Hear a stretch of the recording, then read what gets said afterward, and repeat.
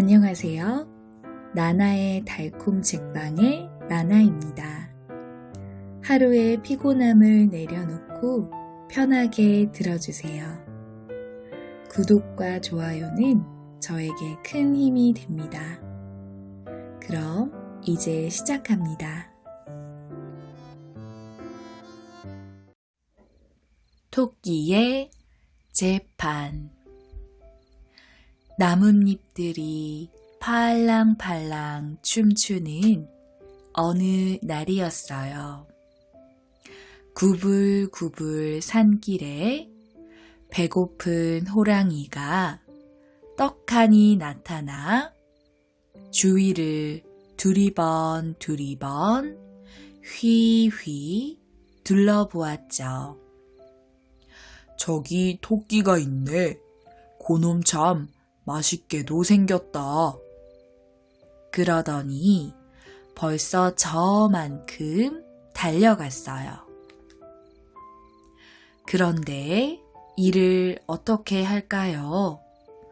호랑이가 그만 깊은 구덩이에 빠져버렸지 뭐예요. 화가 난 호랑이가 밖으로 나가려고 어찌나 발버둥 치는지 한 걸음 올라가고 쭈르르 벌러덩, 두 걸음 올라가고 쭈르르 벌러덩. 아무리 빠져나가려고 애를 써도 소용이 없었어요. 밖에 누구 없소? 제발 날 좀 살려주오. 호랑이는 이러다 죽겠다 싶어 큰 소리로 외쳤어요. 마침 지나가던 착한 나그네가 구덩이를 내려다봤어요. 아니, 호랑이 아니냐? 아이고, 어쩌다 저리 됐을꼬. 도와주고는 싶다만 네가 나와서 나를 잡아먹으면 어쩌지? 아이고, 아닙니다. 잡아먹다니요. 은혜를 갚아야지요. 곰곰이 생각하던 나그네는 구덩이 안에 통나무를 걸쳐 주었어요. 호랑이는 통나무를 타고 한 걸음에 달려 나왔죠. 그러고는 입을 떡 벌리고 하는 말이 배가 고프니 너를 잡아먹어야겠다. 어흥. 깜짝 놀란 나그네는 부들부들 떨며 말했어요. 네 목숨을 살려준 은혜도 모르고 날 잡아먹겠다고? 그건 옳지 않은 일이야. 사람이 먼저 날 잡으려고 구덩이를 파놓았으니 사람은 다 잡아먹어도 괜찮아. 그럼 누구 말이 옳은지 저 소나무한테 가서 물어보자. 그런 뒤에 날 잡아먹든지 마음대로 해라. 하하, 좋다. 아무도 네 말이 옳다고 하진 않을 테니. 호랑이는 나그네를 비웃으며 말했어요. 나그네가 앞에서 터덜터덜 걷고 호랑이가 그 뒤를 어슬렁어슬렁 따라갔어요. 나그네와 호랑이가 커다란 소나무 앞에 이르자 소나무가 잎을 삐죽빼죽 움직이며 기웃기웃 살폈지요. 나그네가 소나무에게 물었어요. 소나무야, 소나무야, 내 말 좀 들어봐라. 구덩이에 빠진 호랑이를 구해줬더니 은혜도 모르고 나를 잡아먹겠다고 하는구나. 이게 옳은 일이냐 아니냐. 그런데 글쎄 소나무가 이렇게 말하는 거예요. 옳은 일이고 말고 사람도 은혜를 모르는 건 마찬가지잖아. 우리가 맑은 공기를 뿜어주고 시원한 그늘도 만들어주는데 마음대로 가지를 꺾고 베어버리잖아. 그러니 호랑이야, 얼른 잡아먹으렴. 자, 어때? 내 말이 옳지? 그러니 이젠 너를 잡아먹어야겠다. 호랑이는 희죽희죽 웃더니 입을 크게 벌렸어요. 그러자 나그네가 고개를 절레절레 저으며 말했죠. 안 된다, 안 돼. 지금은 안 된다. 옳지, 옳지. 저기 황소가 있구나. 한 번 더 물어보자. 한 번만 더. 호랑이가 앞에서 성큼성큼 걷고 나그네가 그 뒤를 터벅터벅 따라갔어요. 호랑이와 나그네가 황소 앞에 이르자 황소가 꼬리를 휘휘 저으며 멀뚱멀뚱 쳐다봤지요. 나그네가 황소에게 물었어요. 황소야, 황소야, 내 말 좀 들어봐라. 구덩이에 빠진 호랑이를 구해줬더니 은혜도 모르고 나를 잡아먹겠다고 하는구나. 이게 옳은 일이냐 아니냐.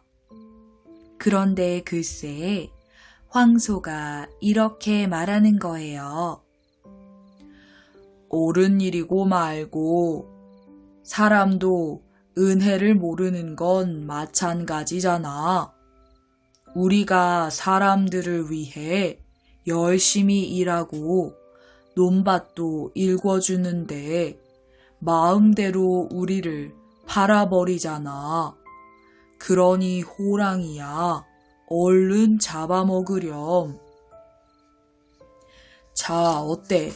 황소도 내가 옳다잖아. 이젠 진짜 너를 잡아먹을 테다. 호랑이가 부리부리한 눈을 굴리며 입을 크게 벌렸어요. 눈앞이 캄캄해진 나그네가 울며 말했죠. 아이고, 이내 신세 불쌍하기도 하구나. 옳은 재판 한번 못 받고 저 세상으로 가는구나. 그런데 그때 어디선가 토끼 한 마리가 뛰어왔어요. 나그네는 토끼를 보자 반가워 지금까지의 일을 줄줄이 말했어요. 토끼는 고개만 갸웃갸웃 하고 호랑이는 토끼마저 잡아먹을 생각에 침을 질질 흘렸어요. 그러다 정신을 차려보니 토끼란 녀석이 아무 말도 안 하지 뭐예요. 보다 못해 호랑이가 먼저 물었어요. 왜 너는 호랑이님이 옳다 하고 말하지 않는 거냐? 글쎄, 전 말로만 들어선 잘 모르겠거든요. 구덩이로 가서 처음부터 어떻게 된 건지 직접 봐야 알겠어요. 조그마한 토끼가 이러니 호랑이는 약이 바싹 올랐어요. 좋다. 나를 따라오너라. 직접 가서 보여주지. 호랑이는 앞장서며 자신 있게 말했어요. 호랑이가 앞에서 성큼성큼 걷고 나그네가 그 뒤를 허겁지겁 쫓아가고 토끼가 맨 뒤에서 깡충깡충 따라갔어요. 드디어 구덩이 앞에 이르렀어요. 호랑이는 그 안으로 훌쩍 뛰어들어가 크게 외쳤어요. 그러니까 내가 이렇게 갇혀 죽을 뻔했는데 나그네가 통나무를 넣어줘서 밖으로 나갔다고. 그때 나그네가 재빨리 통나무를 치워버렸어요. 토끼는 깔깔 웃으며 이렇게 말했죠. 처음부터 일이 어떻게 된 건지 이제 잘 알았어요. 호랑이님, 저는 바빠서 이만 가봐야겠어요. 그제야 호랑이는 토끼에게 속은 걸 알고 울부짖었지만 아무 소용이 없었답니다. 토끼와 나그네는 벌써 멀리 떠나버렸답니다. 우렁이 각시. 옛날에 나이가 많은 장가 못 간 노총각이 살았어요. 개미처럼 부지런히 일해도 영 사는 재미가 없었답니다. 밭을 갈며 한숨 섞어 이런 노래를 불렀어요. 콩밭, 밭밭, 매면 뭐해, 이밭, 일궈, 누구랑 먹나. 그런데 누군가 답 노래를 하지 뭐예요? 먹긴 뉘랑 먹어, 알콩달콩 나랑 먹지. 총각은 깜짝 놀라 눈이 다 둥그레졌어요. 총각은 소리나는 쪽을 살피며 한 번 더 노래를 불렀어요. 콩밭, 팥밭, 매면 뭐해, 이밭, 일궈, 누구랑 먹나. 그랬더니 또 답 노래가 들리는 거예요. 먹긴 뉘랑 먹어, 알콩달콩 나랑 먹지. 가만히 귀 기울이던 총각은 소리 나는 쪽으로 가봤어요. 옳거니 저 아래 논뱀이 덤불 밑에서 나는 소리구나. 후닥닥 달려가 살펴보니 커다란 우렁이가 한 마리 있는 거예요.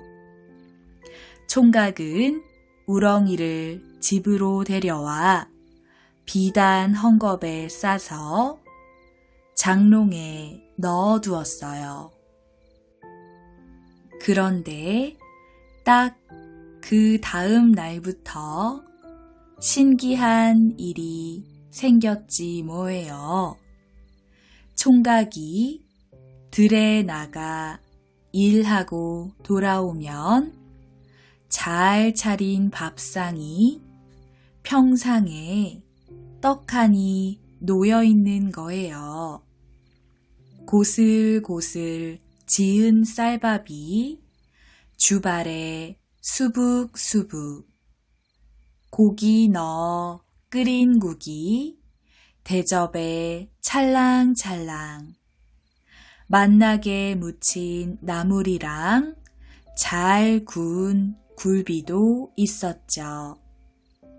총각은 매일 신나게 먹었답니다. 총각은 너무너무 궁금했어요. 아무도 몰래 밥상을 차리는 이가 누굴까? 하루는 밭일 나가는 척하다 도로 살살 집으로 왔어요. 숨어서 몰래 지켜보려고 말이에요. 그런데 이게 웬일일까요? 점심때쯤 되니 장롱에서 어여쁜 아가씨가 하나 나오는 거예요. 달처럼 환하고 아름다운 빛이 났죠. 아가씨는 부엌에서 부지런히 밥상을 차렸어요. 총각은 냉큼 달려가 아가씨 팔을 꽉 붙들었어요. 아가씨, 우렁이 아가씨, 나랑 결혼해 주셔요. 얼굴이 붉어진 아가씨는 이렇게 대답했어요. 아직 때가 아니니 조금만 참으세요.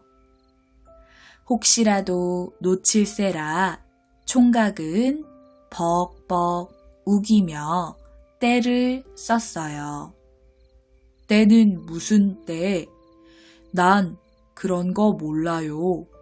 당장 결혼합시다. 당장.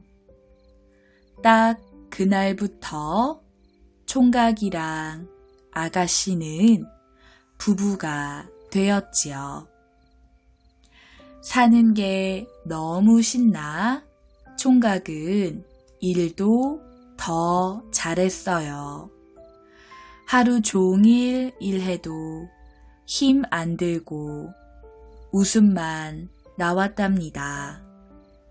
하루는 총각이 어머니께 밭으로 새참 좀 내오시라고 했어요.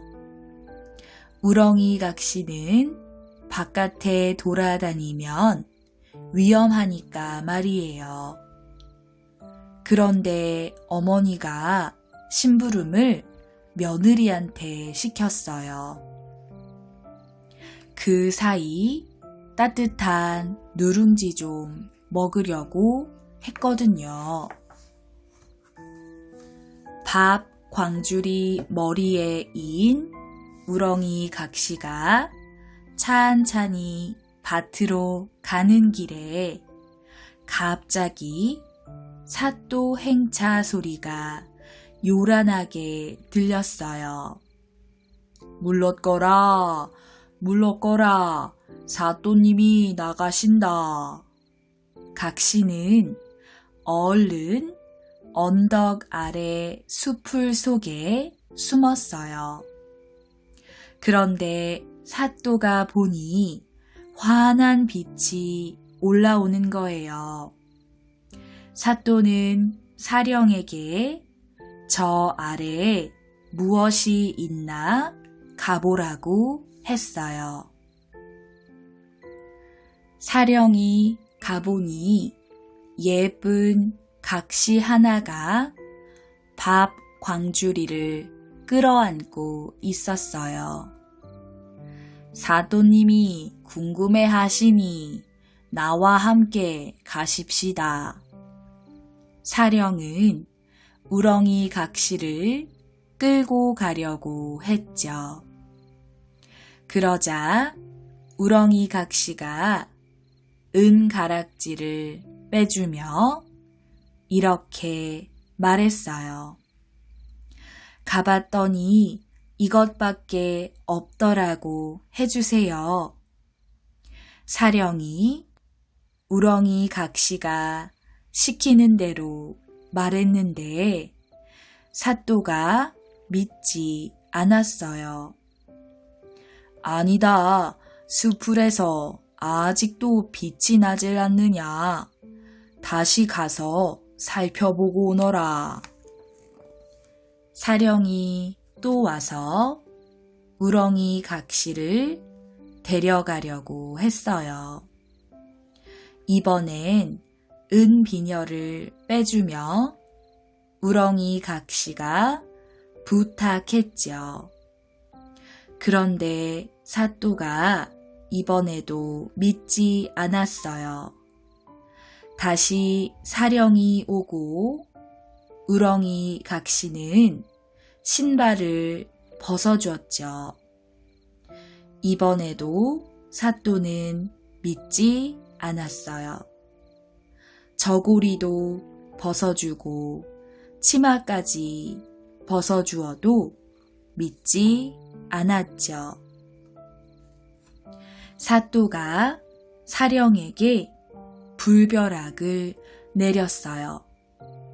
네, 이놈. 당장 수풀 속에 있는 것을 끌고 오지 못할까? 사령은 불이 나게 달려와서 우렁이 각시를 끌고 갔어요. 우렁이 각시를 본 사또는 눈이 휘둥그레졌죠. 사또는 우렁이 각시를 가마에 태워 집으로 데려갔어요. 울며 싫다는 우렁이 각시를 말이에요.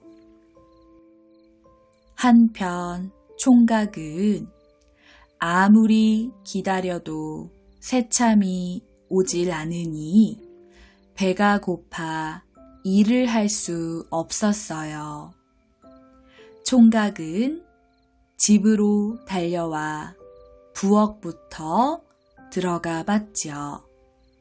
그런데 어머니 혼자 누룽지를 긁어먹고 있는 거예요. 사정을 알게 된 총각은 깜짝 놀라 각시를 찾아다녔죠. 각시야, 각시야, 내 우렁이 각시야, 어디 갔어? 마을을 샅샅이 살펴도 각시가 보이지 않았어요. 산에도 들에도 냇가에도 아무데도 없었죠. 아까 사또님이 예쁜 각시 하나를 가마에 태워갔다네. 동네 사람들 말을 들어보니 딱 우렁이 각시였어요. 총각은 억울하고 슬퍼서 눈물을 펑펑 흘렸어요. 사또가 힘으로 각시를 빼앗아 갔으니 이를 어떻게 하면 좋을까요? 밥도 안 먹고 잠도 안 자고 울고 울고 또 울고 그리 울기만 하다가 총각은 피를 토하고 죽었어요. 총각의 혼은 파랑새가 되어 훨훨 날아갔어요. 파랑새는 사또 집에 있는 제 각시를 찾아갔어요. 우렁이 각시는 파랑새를 딱 알아보고 눈물을 흘렸죠. 사또가 왜 우냐고 물으니까 우렁이 각시 대답을 했어요. 우리 서방님이 저를 사또에게 빼앗겨 분해 울기만 하다 죽어서 파랑새가 되었습니다. 그런데 여기까지 저를 찾아왔으니 못된 사또가 화가 나서 파랑새한테 담뱃대를 던졌어요. 새한테 안 맞고 기둥에 맞더니 탁 튀어 우렁이 각시 머리 위로 똑 떨어졌어요. 우렁이 각시는 아무 소리 못하고 죽어 넘어졌죠. 우렁이 각시의 혼도 새가 되어서 이젠 파랑새 2마리가 쌍으로 날며 노래를 했어요. 알콩달콩 나랑 살지, 알콩달콩 너랑 살지, 허이허이 날며 살지. 파랑새 2마리는 푸르른 하늘 높이 날아올라 저 멀리로 사라졌답니다. 멸치의 꿈. 동해 깊고 푸른 바다에 3,000살이나 먹은 멸치 대감이 살았어요. 어느 날 멸치 대감이 꿈을 꿨는데 도대체 무슨 꿈인지 알 수가 없었어요. 이렇게 생각하면 좋은 꿈 같고 저렇게 생각하면 나쁜 꿈 같으니 대체 이게 무슨 꿈이란 말인가? 멸치대감이 뒷마당에서 일하고 있는 가자미와 꼴뚜기, 메기와 병어를 불렀어요. 누가 꿈풀이를 잘 하느냐? 꼴뚜기, 메기, 병어가 고개를 갸웃거리자 가자미가 잘난 척하며 대답했어요. 꿈풀이는 망둥도사가 최고입죠. 가자미는 곧 아는 척한 것을 후회했어요. 멸치대감이 가자미한테 심부름을 시켰거든요. 서해에 가서 망둥도사를 데려오라는 거였어요. 그래도 어떻게 하겠어요? 대감의 말이니 따르는 수밖에. 가자미는 먼 길을 떠나야 했죠. 가자미는 망둥도사를 찾아 돌아다녔어요. 동해에서 남해로, 남해에서 서해로. 정말 먼 여행이었죠. 그러다 서해에서 망둥도사를 만났어요. 가자미는 망둥도사와 다시 길을 떠났어요. 서해에서 남해로, 남해에서 동해로. 정말 긴 여행이었죠. 가자미와 망둥도사가 도착하자 멸치대감이 반갑게 맞이했어요. 먼 길 오느라 고생했네. 어서 들어오게. 그런데 고생한 가자미한테는 눈길조차 주지 않는 거예요. 가자미는 정말 화가 났어요. 고생했다는 말 한마디 없으니 화가 나는 것도 당연했죠. 멸치 대감은 망둥도사를 대접하느라 바빴어요. 우선 욕이나 좀 하시게. 멸치 대감이 음식을 내놓자 망둥도사가 말했어요. 꿈풀이부터 해드리겠습니다. 예의 바른 망둥도사의 말에 멸치대감은 기분이 좋아졌죠. 에헴, 내가 꿈에 말이야. 멸치대감이 꿈 이야기를 시작했어요. 하늘로 올라갔다, 땅으로 내려갔다 하지 않겠는가. 그러더니 어느새 흰 눈이 펑펑 내리고 좀 있으려니 더웠다 추웠다 하는데 거참 이상한 꿈이란 말이야. 대체 이게 무슨 꿈인가? 아주 좋은 꿈입니다. 망둥도사가 대답하자 멸치대감은 뛸 듯이 기뻐하며 자세히 듣고 싶어 했어요. 하늘로 올라갔다 땅으로 내려가는 건 무슨 뜻인가? 용이 아니고서야 어찌 하늘을 오르락 내리락 하겠습니까? 그럼 내가 용이 된다는 말인가? 바로 맞췄습니다. 멸치대감은 너무 좋아 온몸에서 빛이 났어요. 그렇다면 흰 눈이 펑펑 내리는 건 용이 되셨으니 겨울에 눈을 내리게 한다는 뜻이지요.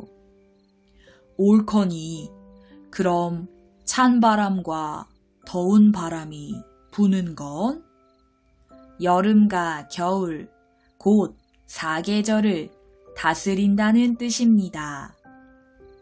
멸치대감은 고개를 끄덕였어요.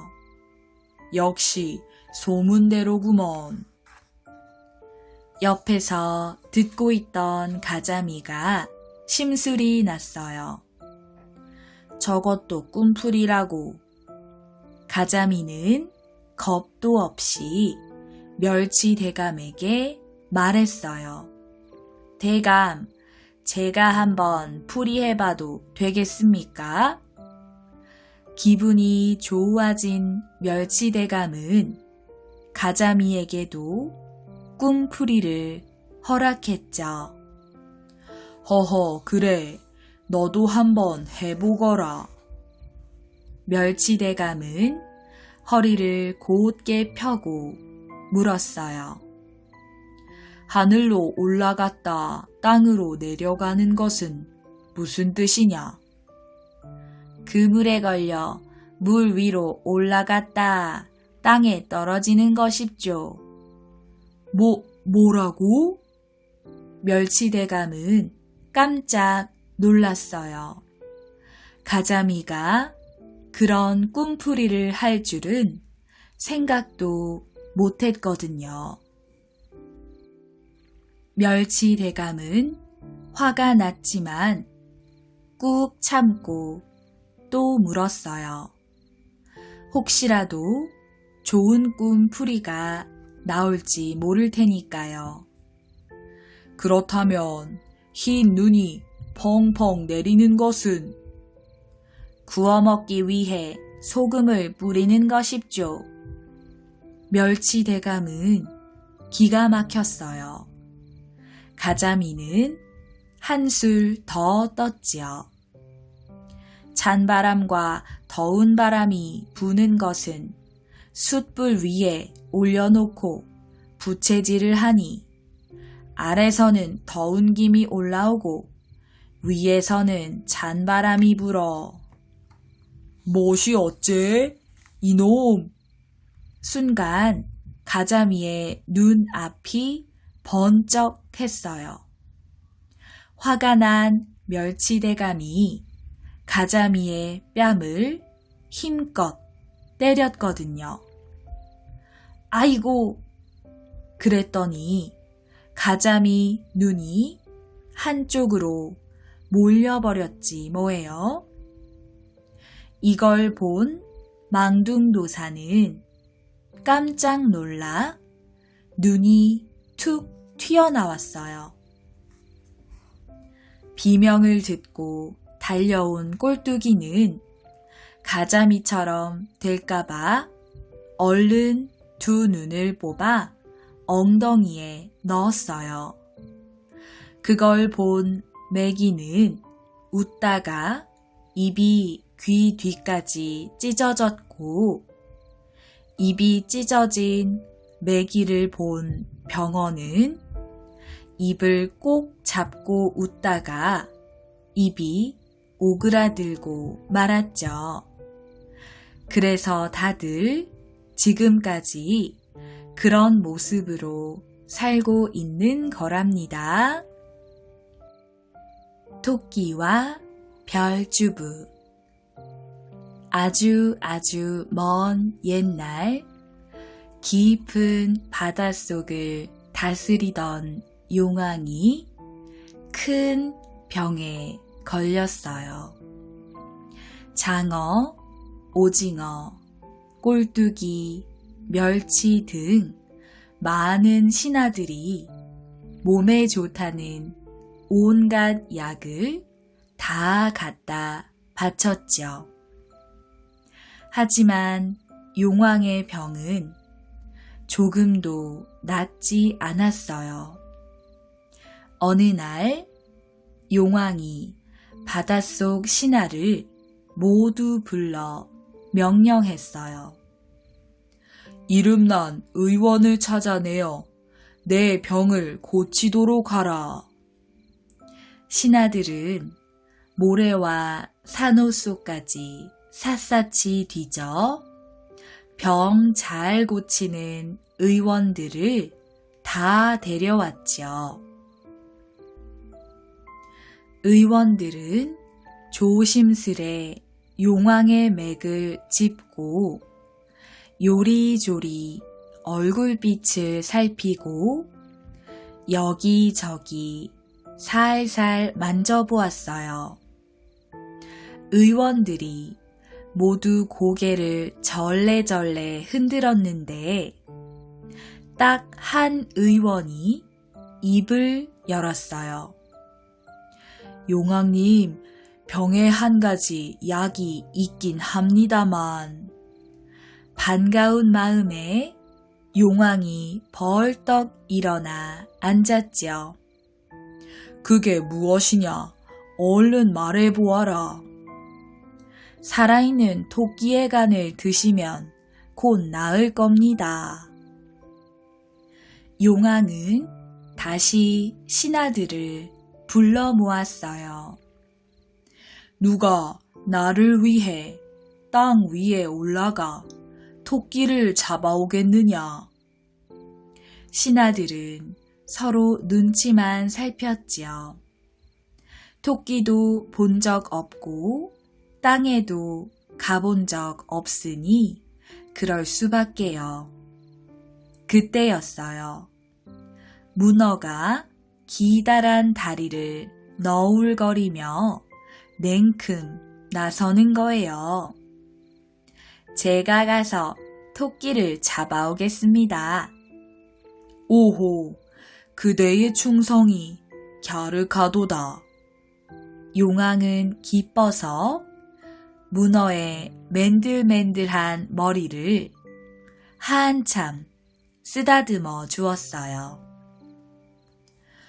문어는 머리만 크지 말재주가 시원찮으니 무슨 수로 토끼를 꿰어오겠습니까? 느릿느릿 나서며 말한 이는 별주부라 불리는 자라였어요. 소뚜껑처럼 널쩍하게 생긴 것이 어찌 감히 덤비느냐? 문어는 얼굴이 시뻘개져 별주부에게 먹물을 쏘아댈 기세였죠. 하지만 별주부도 지지 않았어요. 네 말대로 나는 소뚜껑처럼 생겼으니 땅에서도 이상히 여기는 자가 없을 것이다. 게다가 말재주도 뛰어나니 금세 토끼를 데려오지 않겠느냐. 그러자 문어는 입도 뻥끗 못하고 물러갔어요. 바닷속 화공들이 별주부에게 토끼 그림을 건네주었어요. 두 눈은 도리도리, 앞다리는 짤막, 뒷다리는 길쭉, 두 귀는 쫑긋. 괴상하게 생겼도다. 그림을 받아든 별주부는 휘휘 헤엄쳐 땅 위로 향했어요. 꼭 토끼를 잡아오게. 별주부가 안 보일 때까지 용왕과 신하들은 배웅을 했지요. 버들이 하늘하늘, 꾀꼬리가 꾀꼴꾀꼴. 땅 위는 봄이 한창이었어요. 별주부가 둘레둘레 토끼를 찾아 기어가는데 저쪽에서 뛰어오는 짐승이 그림 속 토끼와 똑같은 거예요. 두 눈은 도리도리, 앞다리는 짤막, 뒷다리는 길쭉, 두 귀는 쫑긋. 옳지, 저것이 분명 토끼렸다. 별주부는 점잖은 목소리로 토끼를 불렀어요. 거기 도선생 아니시오. 누군데 날 찾는 거야? 토끼가 뜀박질을 멈추고 돌아봤어요. 나는 바다의 영웅 별주부라 하오. 도선생이 재주가 많다는 소문을 듣고 모시러 왔소. 별주부의 칭찬에 토끼는 기분이 좋아 코를 벌름거렸어요.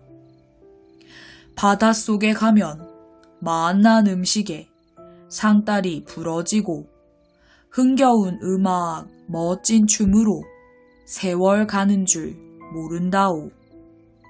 별주부는 온갖 달콤한 말로 토끼를 살살 꿰었지요. 그 말에 토끼 마음이 살짝쿵 움직였어요. 네가 하도 청하니 가긴 가겠다만 거친 물결 높은 파도를 어찌 헤치냐? 별주부는 옳다구나 싶어 더욱 토끼를 구슬렸죠. 그걸랑 걱정 마오. 내 등에만 올라타면 거친 물결, 높은 파도도 덤벼들지 못하오. 결국 토끼는 별주부 등에 올라타고 바닷속으로 향했어요. 토끼는 토끼대로 우쭐대고 별주부는 별주부대로 뿌듯했죠. 토끼를 등에 태운 별주부는 호랑이가 날개를 단 듯 기운이 펄펄 나서 물살을 헤쳐갔어요. 와, 토끼다. 토끼가 용궁에 도착하자 모든 신하들이 달려들어 토끼를 꽁꽁 묶었어요. 어리둥절하여 눈이 동그래진 토끼에게 용왕이 말했죠. 내가 병이 깊어 온갖 약을 다 써도 효험이 없더니 네 간을 먹으면 고칠 수 있다는구나. 너는 죽는 것을 서러워 말고 나를 위해 간을 내놓아라. 용왕의 말이 끝나자 신하들이 곧장 토끼 배를 가르려 덤비는 거예요. 꼼짝없이 죽게 된 토끼는 기가 탁 막혔어요. 서리 같은 칼날을 피한다 해도 넓디 넓은 바다를 어찌 헤쳐 나갈까요? 그래도 그냥 죽을 수 없어 이리저리 생각하다 꾀를 하나 얻었어요. 토끼는 고개를 번쩍 들고 용왕에게 말했어요. 이 한 몸 죽는 것은 아깝지 않으나 이 몸에 배를 갈라도 간은 없을 겁니다. 저 미련한 별주부가 미리 말 한마디 없어 간 붙은 창자를 맑은 물에 설설 씻어 깊은 산 바위 위에 널어둔 채 왔으니 이를 어쩐단 말입니까? 용왕이 듣고는 펄쩍 뛰며 화를 냈어요. 발칙하고 당돌한 놈이로구나. 이 세상 어느 짐승이 간을 꺼냈다 넣었다 한단 말이냐. 10,000번 죽여도 시원치 않으리라. 토끼는 진땀이 바짝바짝 났지만 아무렇지도 않은 척 목소리를 높였어요. 제 간으로 용왕님 병이 낫는다면 그만한 영광 없지요. 하지만 제 배를 가른 후 간이 없어 실망하실까 염려되옵니다. 용왕이 듣고 보니 토끼 말이 그럴듯하지 뭐예요. 마침내 용왕은 토끼를 풀어주며 다정히 말했어요. 높은 벼슬과 귀한 재물을 내릴 터이니 간을 꼭 가져오너라. 수천 년 묵은 귀위선생 거북이 토끼의 속임수라고 말했지만 용왕은 도리어 거북만 꾸짖었죠. 밤 늦도록 용왕과 토끼는 술잔을 주고받았어요. 용왕은 토끼의 발람발람한 말에 폭신 삼겨졌고 간만 아니라면 토끼도 바닷속에서 영원히 살고 싶을 정도였죠. 날이 밝자마자 토끼는 별주부 등에 냉큼 올라탔어요. 용왕은 토끼 손을 꼭 잡으며 눈물까지 흘렸어요. 얼른 간을 가져와야 하느니라. 장어, 오징어, 꼴뚜기, 멸치 등 모든 신하들도 손을 흔들며 토끼를 배웅했어요. 토끼를 등에 태운 별주부가 땅 위로 솟아오르자 토끼는 콧구멍이 뻥 뚫리도록 숨을 크게 내쉬었죠. 땅 위로 폴짝 뛰어내린 토끼는 갑자기 숨이 넘어가게 웃어댔어요. 이 미련한 자라야, 간을 꺼내놓는 짐승이 이 세상에 어디 있겠냐. 바닷속 짐승이 모두 내 꾀에 속으니 불쌍하고 우습구나.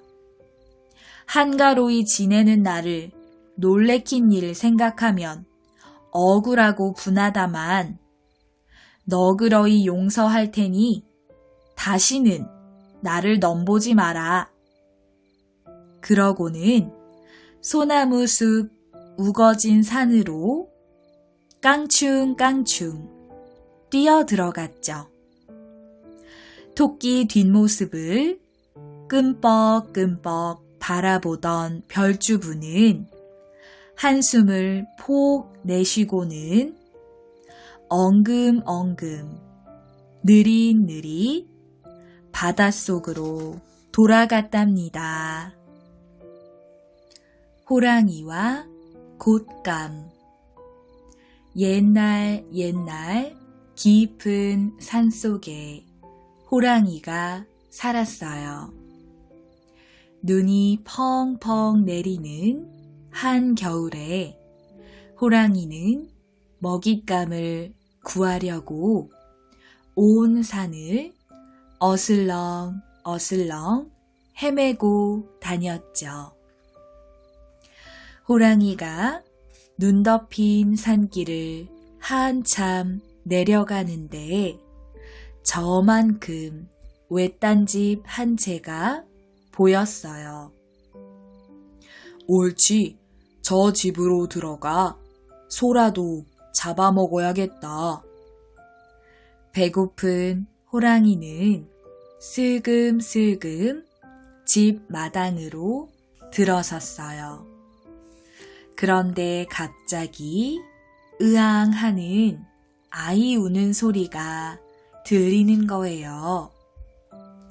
호랑이는 깜짝 놀라 걸음을 멈추고 방 안에서 들려오는 말소리에 귀를 기울였어요. 울지 마라, 여우 온다. 엄마가 겁을 주어도 아이는 울음을 그치지 않았어요. 아이쿠, 늑대가 왔나 보네. 그래도 아이는 계속 울어댔어요. 뚝! 밖에 호랑이 왔다.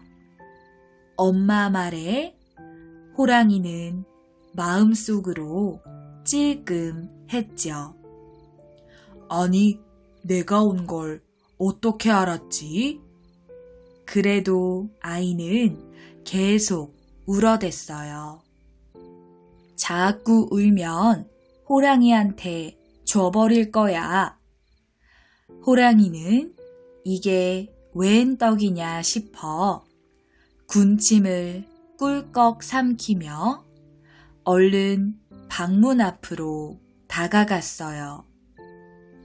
그래도 아이는 울음을 그치지 않았죠. 얘따, 곶감이다. 곶감 줄 테니 울지 마라. 그러자 아이가 울음을 뚝 그치지 뭐예요. 곶감? 도대체 곶감이 어떤 놈이야? 호랑이는 고개를 갸웃거렸어요. 한 번도 본 적은 없지만 자기보다 무서운 동물일 것 같았죠. 여기 있다가는 곶감에게 무슨 일을 당할지 모르겠군. 겁이 난 호랑이는 얼른 도망가야겠다고 생각하고 슬금슬금 뒷걸음질을 쳤어요. 그때 소를 훔쳐가려고 담을 넘어오던 도둑이 방문 앞을 기웃대는 호랑이 그림자를 보았어요. 옳지, 마침 소가 마당에 나와 있구나. 도둑은 호랑이 등으로 훌쩍 뛰어내리며 올가미를 걸었죠. 어이쿠, 곶감이 나를 잡아먹으려나 보다. 겁에 질린 호랑이는 펄쩍펄쩍 뛰며 밖으로 내달렸죠. 아니, 이게 뭐야? 호랑이잖아. 도둑은 너무 놀라 기절할 것 같았어요. 바닥에 떨어지면 당장 호랑이 밥이 될 테니 얼마나 무서웠겠어요. 하지만 도둑은 정신을 바짝 차리고 올가미를 더 세게 틀어쥐었죠. 호랑이에게 물려가도 정신만 차리면 산다 하고 말이에요. 아이고, 이놈의 곶감이 내 숨통을 끊어놓으려고 하네. 호랑이 살려. 어흥, 어흥. 호랑이는 울면서 들판을 지나고 강을 건너 숲속으로 도망쳤어요. 그런데도 곶감은 떨어질 생각을 않는 거예요. 진짜 무섭고 끈질긴 놈일세. 호랑이는 밤새도록 울며 온 산을 뛰어다녔죠. 어슴풀에 날이 밝아올 무렵 도둑의 눈에 커다란 나뭇가지 하나가 보였어요. 옳거니 저걸 붙잡으면 되겠다. 호랑이가 나무 밑을 지나는 순간 도둑은 잽싸게 가지를 붙잡고 매달렸어요. 그런 줄도 모르고 호랑이는 걸음아 날 살려라 달아났죠. 도둑은 커다란 구멍 하나를 발견하고 얼른 그 속으로 들어가 숨었어요. 그 사이 호랑이는 산 꼭대기까지 도망을 갔어요. 호랑이 아저씨, 무슨 일 있으세요? 얼빠진 표정으로 앉아있는 호랑이에게 토끼가 다가와 물었어요. 말도 마라. 하마터면 곶감이란 놈한테 잡아먹힐 뻔했다. 곶감이요? 그게 뭔데요? 아주 무서운 놈이야. 나보다 10배, 아니 100배는 더 무서울걸? 어떻게 생겼는데요? 몰라. 너무 무서워서 보지도 못했어. 하하하, 어떻게 생겼는지도 모르면서 벌벌 떨다니요. 토끼는 호랑이를 비웃으며 직접 곶감을 보러 가겠다고 했어요. 아서라, 그러다 다칠라. 호랑이가 말렸지만 토끼는 잘난 척하며 계속 고집을 부렸죠. 그럼 저기 큰 나무 아래로 가봐. 거기서 떨어진 것 같으니까. 호랑이가 겁먹은 얼굴로 말했어요. 토끼는 까불거리며 그곳으로 뛰어가 곶감을 찾기 시작했어요. 그러다가 구멍 속에 숨어서 벌벌 떨고 있는 도둑을 보았죠.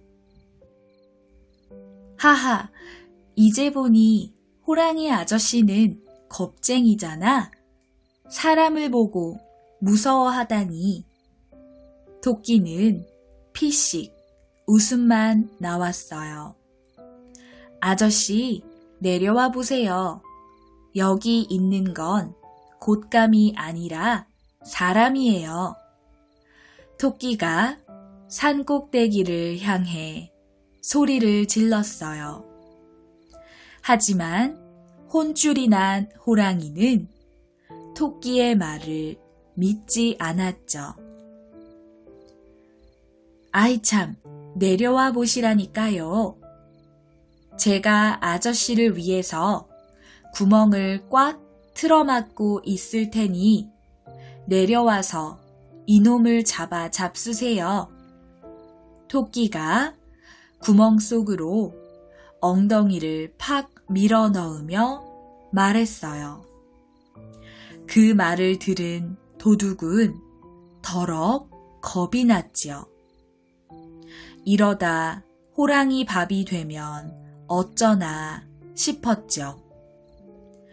안 되겠다. 호랑이가 못 들어오게 구멍을 막고 있어야지. 도둑은 토끼 꼬리를 꽉 틀어쥐었어요.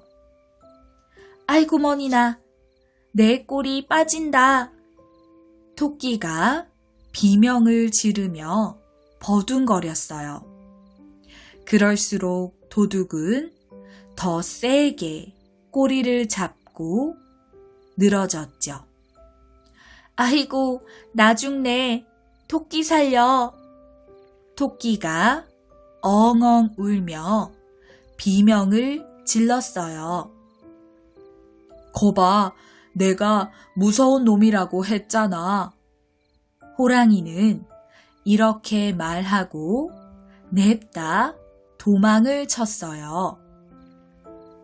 토끼는 온 힘을 다해 발버둥을 치다가 그만 꼬리가 뚝 잘리고 말았어요.